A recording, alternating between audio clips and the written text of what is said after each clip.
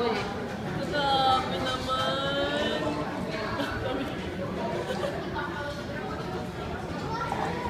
Pagod ka sa biyahe. Pagod ka sa biyahe? Ha? Pagod ka sa biyahe? Ano? Yung gas ng ilong mo. Ganda ng sapatos binili namin sa slippers ni Evan ah. Dami niya naman islat, saka slipper. Shoes and slipper niya matagal na gagamitin.